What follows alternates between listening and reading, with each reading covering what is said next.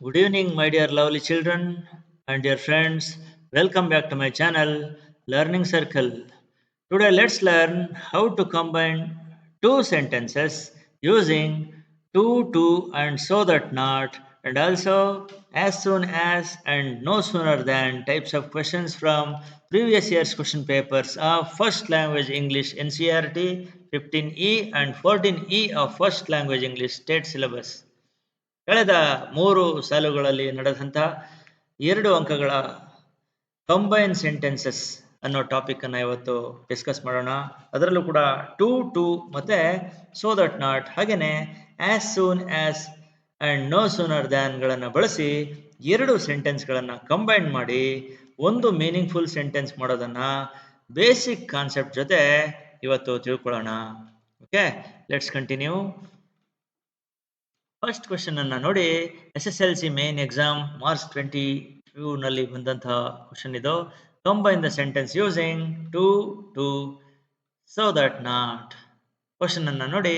Abhimanyu was very young, he could not defeat enemies. ಇಲ್ಲಿ Abhimanyu was very young ಅನ್ನೋದು ಒಂದು sentence, he could not defeat enemies ಅನ್ನೋದು ಒಂದು sentence. ಎರಡನ್ನು ಕೂಡ ಕಂಬೈನ್ ಮಾಡಿ ನಾವು ಮೀನಿಂಗ್ಫುಲ್ ಸೆಂಟೆನ್ಸ್ ಅನ್ನ ಫ್ರೇಮ್ ಮಾಡಬೇಕಾಗುತ್ತೆ. Okay, first Abhimanyu was too young to defeat enemies. ನೋಡಿ ಏನನ್ನ ಆಡ್ ಮಾಡಿದೀವಿ ಇಲ್ಲಿ, ವೆರಿ ಬದಲು ಟೂ ಯಂಗ್ ಅಂತ ಮಾಡಿದೀವಿ, ಹೌದಲ್ವಾ?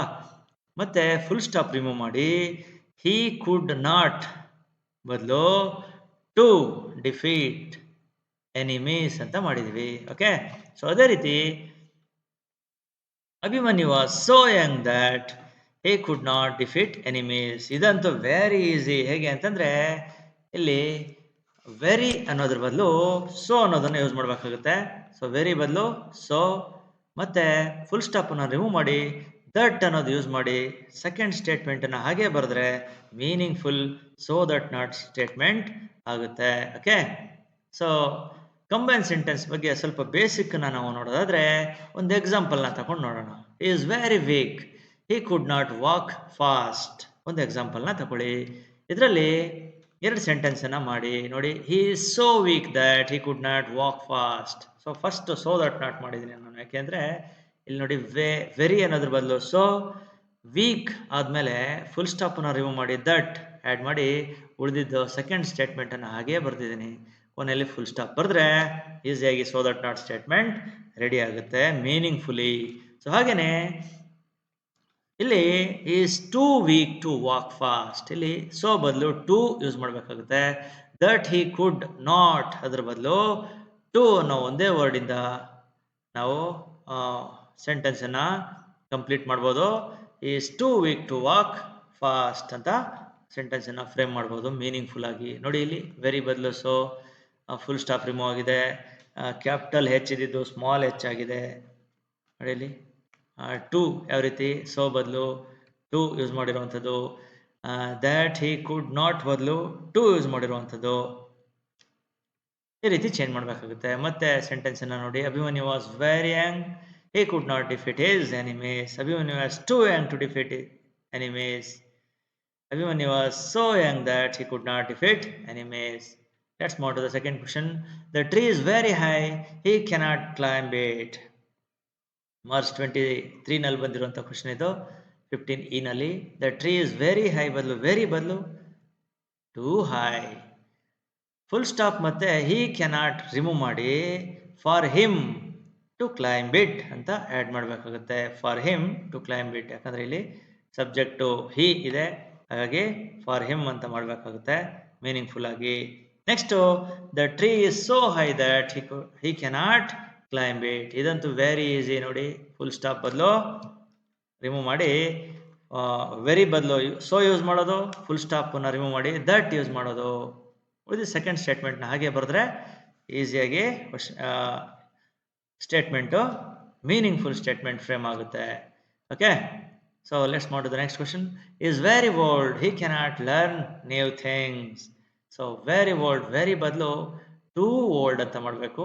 ಹಿ ಕ್ಯಾನಾಟ್ ಲರ್ನ್ ನ್ಯೂ ಥಿಂಗ್ಸ್ ಅಲ್ಲಿ ಫುಲ್ ಸ್ಟಾಪ್ ಮತ್ತೆ ಹಿ ಕ್ಯಾನಾಟ್ ರಿಮೂವ್ ಮಾಡಿ ಟು ಅಂತ ಆಡ್ ಮಾಡಬೇಕಾಗುತ್ತೆ. To learn new things. ಹಾಗೇನೆ he is so old that he cannot learn new things. ಈಸಿಯಾಗಿ ಇದನ್ನ ಫ್ರೇಮ್ ಮಾಡ್ಬೋದು.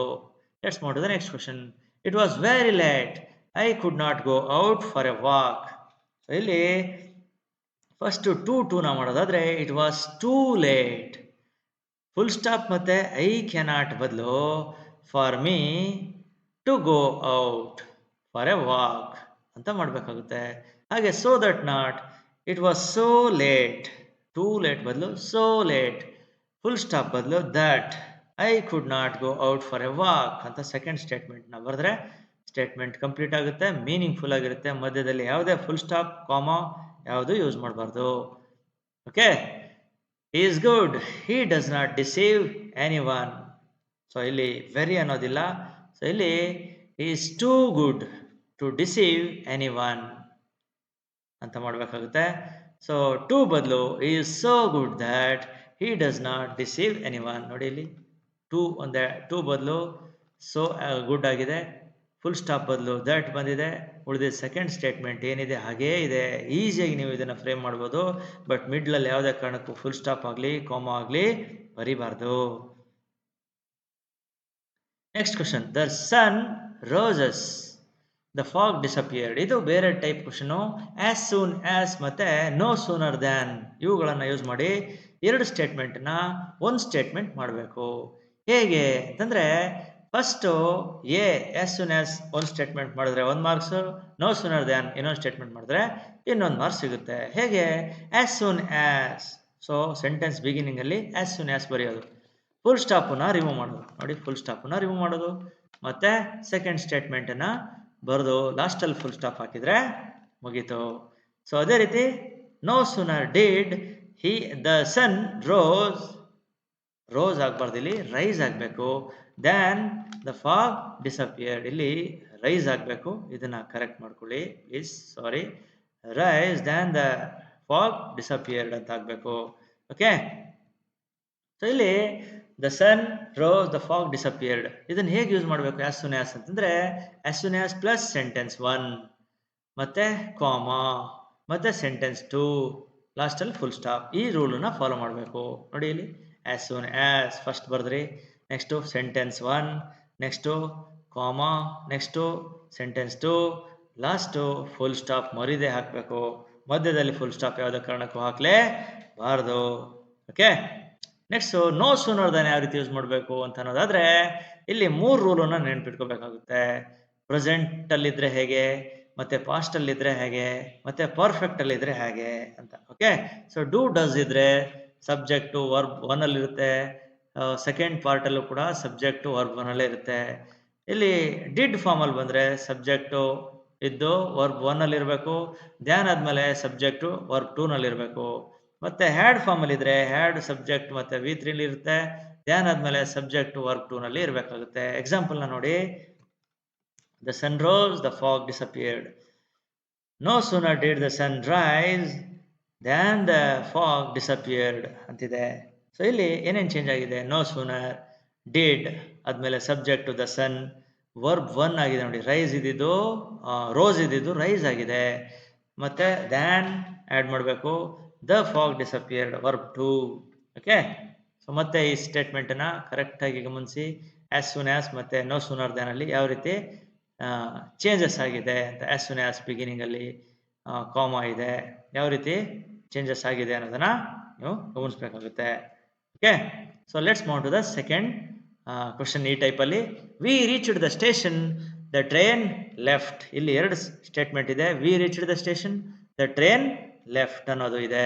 ಸೊ ಆಸ್ ಸೂನ್ ಆಸ್ ಮತ್ತು ನೋ ಸೂನರ್ ದ್ಯಾನ್ ಮಾಡಿ ಹೇಗೆ ಆ್ಯಡ್ ಮಾಡೋದು ಅಂತಂದರೆ, ಆಸ್ ಸೂನ್ ಆಸ್ ಇದು ವೆರಿ ಈಸಿ.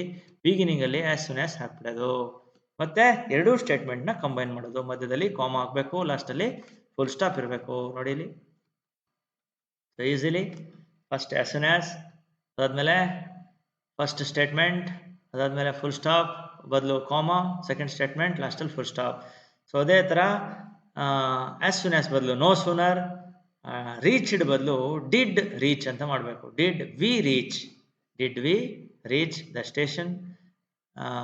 ಕಾಮಾ ಬದಲು ನೀವು ಧ್ಯಾನನ್ನು ಯೂಸ್ ಮಾಡಿ ಸೆಕೆಂಡ್ ಪಾರ್ಟನ್ನು ಬರೆದ್ರೆ ಈ ಸ್ಟೇಟ್ಮೆಂಟ್ ಕಂಪ್ಲೀಟ್ ಆಗುತ್ತೆ, ಮೀನಿಂಗ್ಫುಲ್ ಆಗಿರುತ್ತೆ. ಯಾವುದೇ ಕಾರಣಕ್ಕೂ ಇಲ್ಲಿ ಡಿಡ್ ಅಂತ ಯೂಸ್ ಮಾಡಿ ಮತ್ತೆ ರೀಚ್ಡ್ ಅಂತ ಯೂಸ್ ಮಾಡಬಾರ್ದು. ಸೊ ಎರಡು ಪಾಸ್ಟ್ ವರ್ಬ್ ಒಂದು ಸೆಂಟೆನ್ಸ್ ಅಲ್ಲಿ ಇರಬಾರ್ದು, ರಾಂಗ್ ಆಗುತ್ತೆ ಸ್ಟೇಟ್ಮೆಂಟ್. ಓಕೆ, ಸೊ ಈ ರೀತಿ ಚೇಂಜಸ್ ಅನ್ನ ಮಾಡಬೇಕಾಗುತ್ತೆ. So let's move to the next question. He saw the warden, he ran away. ನೋಡಿ, as soon as he saw the warden, ಇಲ್ಲಿ ಟೆನ್ಸ್ ನ ಚೇಂಜ್ ಮಾಡೋ ಹೋಗಿಲ್ಲ. saw the warden first statement, comma, he ran away full stop.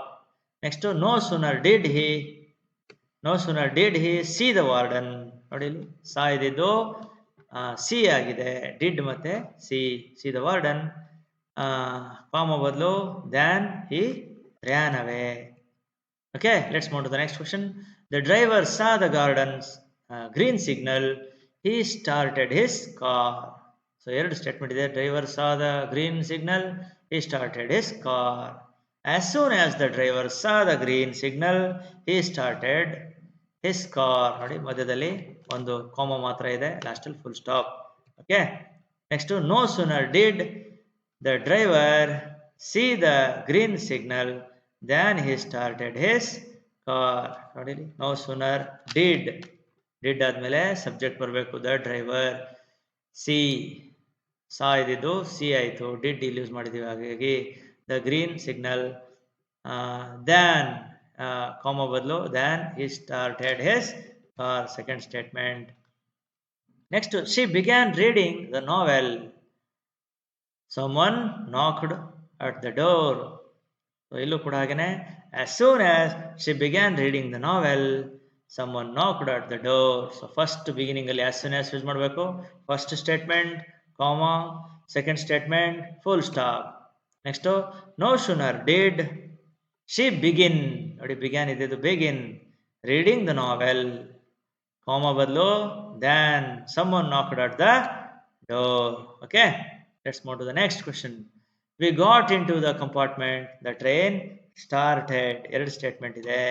ಇಲ್ಲೂ ಕೂಡ ಹಾಗೇನೆ as soon as beginning ಅಲ್ಲಿ use ಮಾಡಿ first statement, we got into the compartment, comma, the train started. as soon as ಬದಲು no sooner did ಮಾಡಬೇಕು ಅಂತ, ಇಲ್ಲಿ got ಇದೆ, did we get into the compartment, then comma ಬದಲು the train started. Okay, next, in spite of his richness he is unhappy. ಇಲ್ಲಿ question ಟೈಪೇ change ಆಗಿದೆ. Change the following simple sentence into compound and complex sentence. ಅವ್ರು ಕೊಟ್ಟಿರುವಂಥದ್ದು simple sentence, ನಾವು compound ಮತ್ತೆ complex sentence ಮಾಡಬೇಕಾಗುತ್ತೆ. So ಇದ್ರ ಬಗ್ಗೆ ಇನ್ನೂ ಹೆಚ್ಚಿನ ಡೀಟೇಲ್ ವಿಡಿಯೋನ ನೆಕ್ಸ್ಟ್ ಕ್ಲಾಸಸ್ ಅಲ್ಲಿ ಮಾಡೋಣ. ಸೊ ಈಗ ಆನ್ಸರ್ ನೋಡೋದಾದ್ರೆ, compound sentence, in spite of his richness ಬದಲು ಹಿ ಈಸ್ ವೆರಿ ರಿಚ್ ಅಂತ ಮಾಡಬೇಕು, comma, yet or but is unhappy. So ಇಲ್ಲಿ ಮೋಸ್ಟ್ ಅಪ್ರೋಪ್ರಿಯೇಟ್ ಅಂದ್ರೆ ಯೆಟ್ ಈಸ್ ಅನ್ಹ್ಯಾಪಿ. ಅವನು ತುಂಬಾ ಶ್ರೀಮಂತ ಆಗಿದ್ರು ಕೂಡ ತುಂಬಾ ಅನ್ಹ್ಯಾಪಿ ಆಗಿದ್ದಾನೆ. ಇದು ಒಂಥರ ಎಲ್ಲ ಇದ್ದು ಕೂಡ ಹ್ಯಾಪಿನೆಸ್ ಅವನ ಹತ್ರ ಇಲ್ಲ ಅನ್ನೋ ತರಕ್ಕೆ ಮೀನಿಂಗ್ ಬರುತ್ತೆ.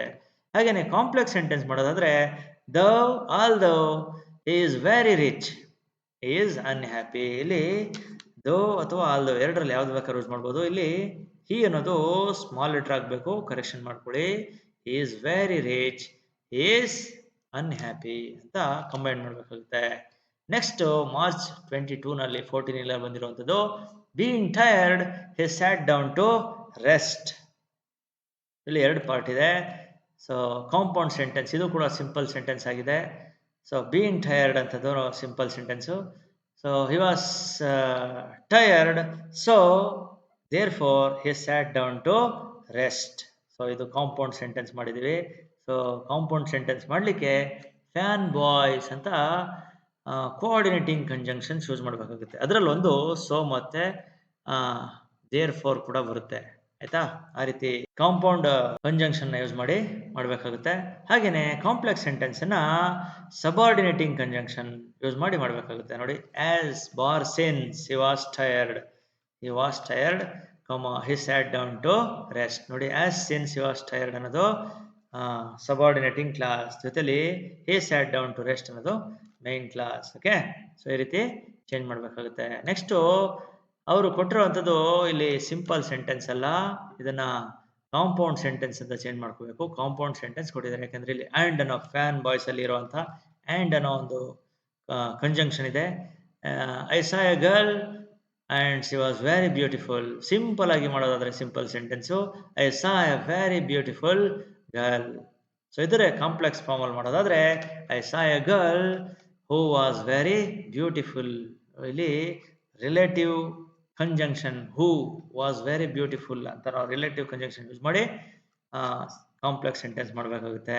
Okay, so hope you understood this topic very well. So ಇಲ್ಲಿ ನಿಮಗೆ ಹೋಮ್ವರ್ಕ್ ಆಗಿ 6 ಕ್ವೆಶನ್ಸನ್ನು ಫ್ರೇಮ್ ಮಾಡಿದ್ದೀನಿ. Combine the sentences using too ಮತ್ತು ಸೊ ದಟ್ನ 2 ಮಾರ್ಕ್ಸ್ ಇರುತ್ತೆ. ಸೊ ಕರೆಕ್ಟಾಗಿ ಈ ಕ್ವಶನ್ಸ್ಗೆಲ್ಲ ಆನ್ಸರ್ಸನ್ನು ಕಾಮೆಂಟ್ ಬಾಕ್ಸಲ್ಲಿ ಮಿಸ್ ಮಾಡದೆ ಕಾಮೆಂಟ್ ಮಾಡಿ. 15th question, he is very fat, he cannot run fast. 16th, the tea is very hot, she cannot drink it. The flat was very costly, we could not buy it. Okay, ಹಾಗೆಯೇ as soon as ಮತ್ತು no sooner than ಬಳಸಿ 2 ಸೆಂಟೆನ್ಸನ್ನು combine ಮಾಡೋದಕ್ಕೂ ಕೂಡ ಪ್ರಾಕ್ಟೀಸಿಗೆ 3 ಕ್ವಶನ್ಸನ್ನು ಕೊಟ್ಟಿದ್ದೇನೆ. The thief saw the police, he ran away. ಹಾಗೆಯೇ 19th question, the teacher enters the class, the children start reading. She had read the letter, she started crying. So ಈ ಸೆಂಟೆನ್ಸ್ಗಳನ್ನು combine ಮಾಡಿ. Hope you have understood the lesson very well. Comment your answers without missing in the comment section. Okay, thank you very much each and everyone. Please subscribe to my channel for more videos. Thank you. Have a nice day. Jai Hind. Vande Mataram.